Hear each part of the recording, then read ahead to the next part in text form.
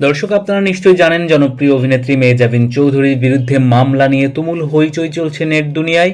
মেহজাবিনের দাবি এই মামলার বাদীকে তিনি চেনেন না, তারপরেও আদালতে আত্মসমর্পণ করে জামিন নিয়েছেন তিনি। অপরাধী না হয়েও তিনি কেন জামিন নিলেন, আসলে কি ঘটেছিল সেসব জানাবো এই ভিডিওতে। ভিডিওটি শেষ পর্যন্ত দেখবেন প্লিজ, আর আমাদের পাঠসচিত্র চ্যানেলটি সাবস্ক্রাইবের অনুরোধ তো রইলই। দর্শক, 16ই নভেম্বর রবিবার দুপুরে হঠাৎই মেহজাবিন ও তার ভাইয়ের বিরুদ্ধে গ্রেফতারি পরোয়ানার বিষয়টি সামনে আসে। তখন মেহজাবিন দাবি করেন মামলার বিষয়ে তিনি কিছুই জানেন না, এমনকি বাদীকে চেনেনও না। এরপর সন্ধ্যায় আদালতে হাজির হয়ে আত্মসমর্পণ করে জামিন নেন তারা। মামলার অভিযোগে বলা হয়, বাদী আমিরুল ইসলামের সঙ্গে দীর্ঘদিনের পরিচয় মেহজাবিনের। সেই সূত্রে মেহজাবিনের নতুন পারিবারিক ব্যবসার অংশীদার হিসেবে যুক্ত হতে 27 লাখ টাকা দেন তিনি।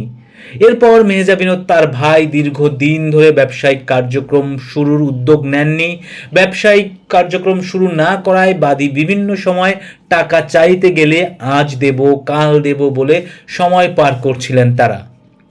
বাদীর অভিযোগ, এবছরের 11ই ফেব্রুয়ারি পাওনা টাকা চাইতে গেলে মেহজাবিন ও তার ভাই আলিশান চৌধুরী 16ই মার্চ আমিরুলকে হাতির ঝিলের একটি রেস্টুরেন্টে যেতে বলেন। সেখানে গেলে মেহজাবিন তার ভাই সহ অজ্ঞাতনামা আরও 4-5 জন আমিরুলকে অকথ্য ভাষায় গালিগালাজ করেন, মেরে ফেলার হুমকিও দেন। তখন বাদী বিষয়টির সমাধানের জন্য ভাটারা থানায় যান। তখন পুলিশ তাকে আদালতে মামলার পরামর্শ দেন। এরপর আদালতে মামলা করেন আমিরুল। এ মাসের 3 তারিখে মেহজাবিন ও তার ভাইয়ের বিরুদ্ধে আদালতে হাজির হওয়ার তারিখ ধার্য ছিল, তবে তারা সেদিন আদালতে হাজির না হওয়ায় তাদের বিরুদ্ধে গ্রেফতারি পরোয়ানা জারি করা হয়। 16ই নভেম্বর গ্রেপ্তার সংক্রান্ত সংবাদটি গণমাধ্যমে প্রকাশিত হয়।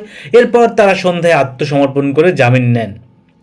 এ বিষয়ে মেহজাবিন বলেন, সংবাদটি প্রকাশের পর বিষয়টি জানতে পারি, সঙ্গে সঙ্গে আমার আইনজীবীকে জানাই, তিনি প্রয়োজনীয় পদক্ষেপ নেন। আইনজীবী আমাকে জানিয়েছেন একজন লোক কোনো ভুয়া ব্যক্তির সঙ্গে যোগাযোগ করেছিলেন, যিনি সম্ভবত আমার পরিচয় ব্যবহার করেছিলেন। এই মুহূর্তে এইটুকু আমি স্পষ্টভাবে বুঝতে পেরেছি। পাশাপাশি মামলার বাদী এবং তার আইনজীবী উভয়ের খোঁজ পাওয়া যাচ্ছে না। আমার আইনি টিম তাদের সঙ্গে যোগাযোগের চেষ্টা করছে, কিন্তু তাদের মোবাইল নম্বর বন্ধ। আমি কোনোভাবেই এই মামলার সঙ্গে যুক্ত নই। আমি আইনি ব্যবস্থা গ্রহণ করব। আমি আমার দেশের আইনি ব্যবস্থার প্রতি পূর্ণ আস্থা রাখি, তাই জামিনের জন্য আবেদন করেছি। মেহজাবিনের আইনজীবী তুহিন হাওলাদার বলেন, মামলার অভিযোগে যা বলা হয়েছে তা সম্পূর্ণ মিথ্যা। ঘটনাটি পুরো সাজানো। আসামিদের সঙ্গে বাদীর কোনো পূর্ব পরিচয় নেই, কোনোদিন দেখা সাক্ষাৎও হয়নি, এমনকি তাদের মধ্যে ফেসবুকেও যোগাযোগ নেই। মেহজাবিন একজন প্রতিষ্ঠিত অভিনেত্রী। অভিনয় জগতে তার প্রতিপক্ষ থাকতে পারে। প্রতিপক্ষ দ্বারা প্রভাবিত হয়ে লাভবান হওয়ার জন্যই এই মামলাটি দায়ের করেছেন বাদী। মামলায় যে ঠিকানা ব্যবহার করা হয়েছে সেখানে বাদী থাকেন না, আবার আসামি হিসেবে মেহজাবিন ও তার ভাইয়ের যে ঠিকানা ব্যবহার করা হয়েছে সেখানেও তারা থাকেন না। দর্শক, মেহজাবিন চৌধুরী দ্রুতই মামলার জট থেকে মুক্ত হয়ে আমাদের সামনে ভালো ভালো কাজ নিয়ে হাজির হবেন, সেই কামনা রইল। শুভকামনা রইল আপনাদের জন্য। সাবস্ক্রাইব করে সঙ্গে থাকুন পার্শ্বচিত্র চ্যানেলের।